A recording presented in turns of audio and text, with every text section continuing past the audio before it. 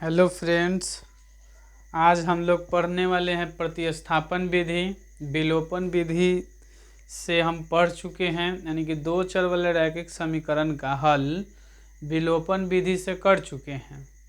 आज हम लोग पढ़ने वाले हैं प्रतिस्थापन विधि से दो चर वाले रैखिक समीकरण का हल निकालेंगे। यह विलोपन विधि से भी समझिए तो आसान विधि है। तो चलिए हम इसको देखते हैं और क्वेश्चन लेते हैं। इसको किस तरह से पहले हम काम करेंगे कि सभी विधि को विलोपन, ब्रजगुणन और प्रतिस्थापन विधि को क्वेश्चन को हल कर लेंगे। फिर इसके बाद हम लेंगे लैंग्वेज वाला क्वेश्चन। तो आज हम लोग करने वाले हैं प्रतिस्थापन विधि से दो चर वाले रैखिक समीकरण का हल, कि किस तरह से हम दो चर वाले रैखिक समीकरण का हल प्रतिस्थापन विधि से करते हैं। बड़ी आसान है, इसमें एक्स वाई का मान निकालना है प्रतिस्थापन विधि से। तो देखिए फर्स्ट आपका क्वेश्चन हम लेते हैं कि 3x plus, first number question है 3x plus 4 is equal to 10। और दूसरा समीकरण है, एक मान लेते हैं, और दूसरा समीकरण है 2x minus 2y is equal to 2, समीकरण 2। इसी को आपको हल करना है हम लोगों को प्रतिस्थापन विधि,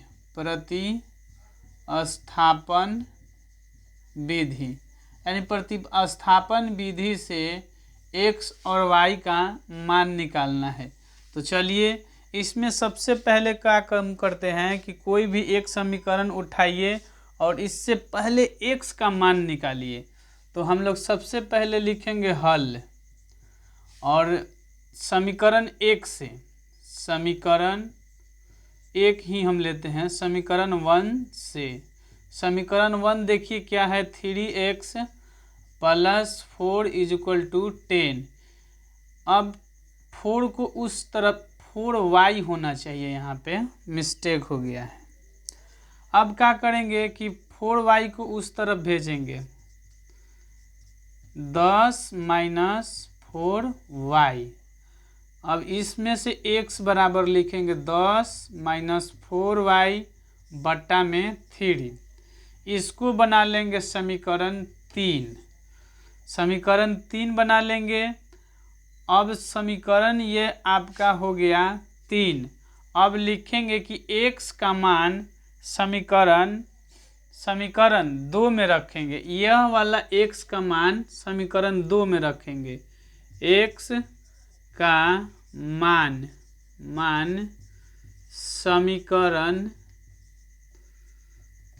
2 में रखने पर, अब ध्यान दीजिए कि समीकरण 2 क्या है और x के वैल्यू कितना है। तो समीकरण 2 आपका यहाँ पे है और x के जगह पर आपको लिखना है 2 x के जगह पर 10 माइनस 4y बट्टा 3 into bracket minus 2y is equal to 2। अब देखिए चाहे तो इसमें क्या करिए कि गुना करा दीजिए। तो गुना करा देंगे तो ये हो जाएगा 10 दूना की 20 माइनस 8y अब बट्टा में 3 minus 2y is equal to 2। अब यहाँ पे एलसीएम इसका निकालेंगे।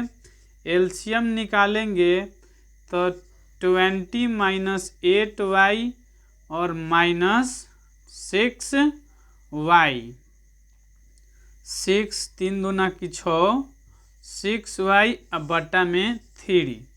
अब देखिए बराबर में 2 है। अब यहाँ पर क्रॉस मल्टीप्लिकेशन करेंगे। क्रॉस मल्टीप्लिकेशन करेंगे तो इधर ध्यान दीजिएगा, इधर यहाँ पे ध्यान दीजिए, 20 माइनस, देखिए माइनस 8y और माइनस 6y हो जाएगा आपका 14y 14y इसको उस तरफ गुना करेंगे तो 6 आ जाएगा। अब देखिए 20 को उस तरफ भेजेंगे तो 40 minus 40y is equal to 6 minus 20, तो minus 14y is equal to 20 में से यानी कि प्लस 6 माइनस 20, तब बचेगा आपका 14 माइनस 14, तो माइनस माइनस प्लस और 14 से 14 कट जाएगा यानी y बराबर 1। जब y का मान हमको मालूम चल गया तो इसको लिखेंगे कि y का मान समीकरण 3 में रख देंगे। समीकरण 3 में यहाँ पे तो हमको x का मान निकल जाएगा 3 में रखने पर। चलिए समीकरण y का मान कितना है 1, तो x बराबर 10 माइनस 4 इंटू 1 अब बट्टा में है 3, तो x बराबर 10 माइनस 4 बट्टा 3 आएगा 6/3। इसको काटेंगे तो 2, यानी कि x का मान आ गया 2 और y का मान 1 आ गया। तो इसी को कहते हैं प्रतिस्थापन। प्रतिस्थापन का मतलब होता है कि एक स्थान से उठाकर दूसरे स्थान प्रतिस्थापित, हटाना और हटाकर x y का मान निकालना। तो इस तरह से देखिए ये विलोपन विधि से भी आसान विधि है, इसको भी आसान ही समझिए, ये कोई हार्ड नहीं है। तो फिर से हम इस पर एक और क्वेश्चन करने का प्रयास करेंगे, तब तक आप एक स्क्रीनशॉट इसका ले सकते हैं। हम फिर से इसको मिटाते हैं, एक और प्रश्न करेंगे।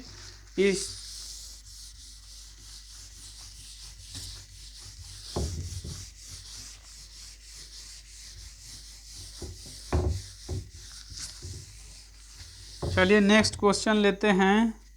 नेक्स्ट क्वेश्चन आपका है, नेक्स्ट क्वेश्चन हो गया 2x plus 3y is equal to 8, इसको समीकरण 1 मान लीजिए। और दूसरा है 4x plus 6y is equal to 7, यानी कि दो समीकरण दिया रहेगा और कहेगा कि इसका x y का मान विलोपन या प्रतिस्थापन, लेकिन हमको यहाँ पे प्रतिस्थापन विधि पढ़ रहे हैं तो प्रतिस्थापन विधि से ही हल करेंगे। तो चलिए इसको हम प्रतिस्थापन विधि से एक क्वेश्चन बता दिए हैं, फिर एक क्वेश्चन बताने का प्रयास कर रहे हैं, शायद इससे और अच्छा समझ में आए। सबसे पहले बताए थे कि किसी भी एक समीकरण को उठा लीजिए, समीकरण 1 ले लीजिए या समीकरण 2 और इससे x का मान निकालिए। तो हल लिखेंगे कि समीकरण, सबसे पहले समीकरण 1 से लिखेंगे कि 2x is equal to 8 minus 3y लिख सकते हैं, और x बराबर आपका आ जाएगा 3y माइनस बट्टा में 2। इसको समीकरण आपको 3 बना लेना है। क्यों? क्योंकि ऑलरेडी 2 समीकरण पहले से दिया गया है। अब लिखेंगे कि इसी x के मान को, इस यानी कि x के मान को समीकरण 2 में रखेंगे। इस x के मान को समीकरण इसमें उठा के रख देंगे, समीकरण 2 में रखने पर ठीक। समीकरण 2 में देखिए कहाँ पे है, x के जगह पर रखेंगे 8 माइनस 3y बट्टा में 2, तो 4 इंटू x के स्थान पर 8 माइनस 3y बट्टा में 2, और इसमें है plus 6y is equal to 7। अब देखिए इसमें कुछ कटने वाला है तो इसको हम काट देते हैं 2। अब देखिए 2 बचा है तो इसमें अंदर गुना करा देंगे तो 16 minus 6y plus 6y 6y is equal to 7। अब देखिए अब इसका ये तो कट जा रहा है, नहीं हम एक्स वाई का मान ज्ञात कर ही नहीं सकते हैं। तो याद करिए कि जब हम बताए थे कि जब समीकरण का ग्राफ यदि समांतर रहता है और तो उसका कोई हल नहीं निकलता है। तो देखिए इसका यानी कि a1 बटा a2 अब बराबर b1 बटा b2 बराबर c1 बटा c2 यानी कि not is equal to c1 बटा c2 है। यानी कि इस तरह के जब रहता है तो उसका ग्राफ समांतर होता है और समीकरण का कोई हल नहीं निकलता है। तो यहाँ पे तो कट जा रहा है तो हम समीकरण के हल निकाले कैसे? तो इस समीकरण का हल कोई हल नहीं है, इसमें एक्स वाई का मान आपको ज्ञात नहीं हो सकता है। तो चलिए ये तो नहीं हो पाया तो एक और क्वेश्चन इसी पे लेते हैं जो हो, इसको हम मिटाते हैं।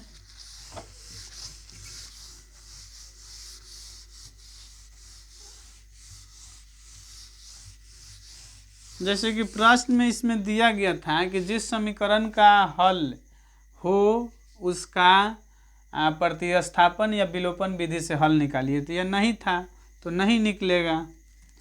तो नेक्स्ट क्वेश्चन हम लेने का प्रयास कर रहे हैं। जैसे क्वेश्चन है x plus Y is equal to 5 और ई हो गया समीकरण 1 और समीकरण 2 आपका हो गया 2x minus 3y is equal to 4। अब इसी समीकरण को हम हल करेंगे। देख लीजिए इसमें तो सब अलग अलग है तो इसका एक्स वाई का मान ज्ञात कर सकते हैं। तो लिखेंगे कि हल समीकरण 1, स्केच बदल लेते हैं थोड़ा।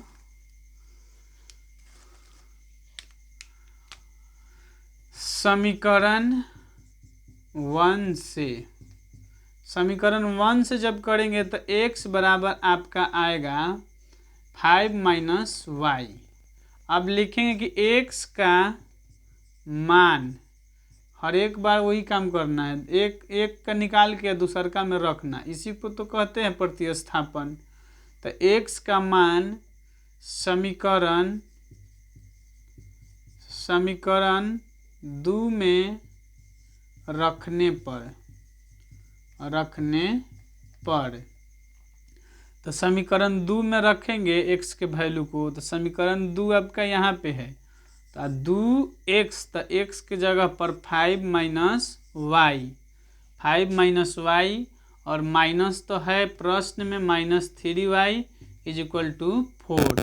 अब चलिए इसको गुना कराते हैं अंदर तो 10 minus 2y minus 3y is equal to 4।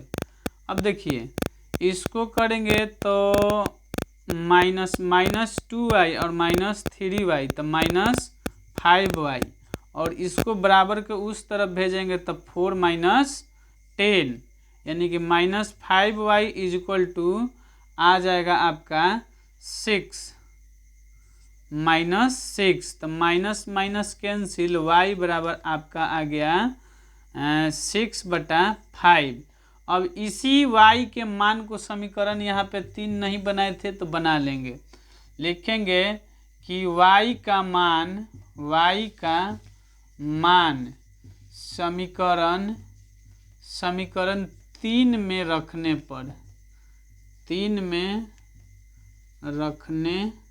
पर चलिए समीकरण 3 में रखेंगे y का वैल्यू कितना है 6/5 तो इसमें रखेंगे x यानी समीकरण 3 ये है आपका x is equal to 5 minus Y तो x बराबर 5 और वाई का वैल्यू कितना है 6/5।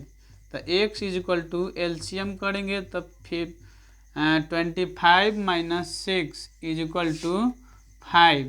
तो x बराबर आपका आ जाएगा 19/5। तो लिखेंगे कि अतः x बराबर 19/5/5 और y बराबर 6/5। यानी कि इस तरह से x y का मान हम लोग प्राप्त कर लिए। तो इस तरह के कितना भी क्वेश्चन आ जाए, कैसनो भी आ जाए, उसको हम बड़ी आसानी से बना सकते हैं। समीकरण 1 और 2 का प्रयोग करके एक के मान को उठा के दूसरे में रखिए और आसानी से हम लोग बना सकते हैं। लास्ट में कहना चाहेंगे कि हमारे वीडियो को शेयर, लाइक और सब्सक्राइब करना नहीं भूलें, क्योंकि इतना मेहनत करते हैं तो एक सब्सक्राइब करना बनता है। मिलते हैं हम फिर नेक्स्ट क्लास में। आज के लिए इतना काफ़ी है।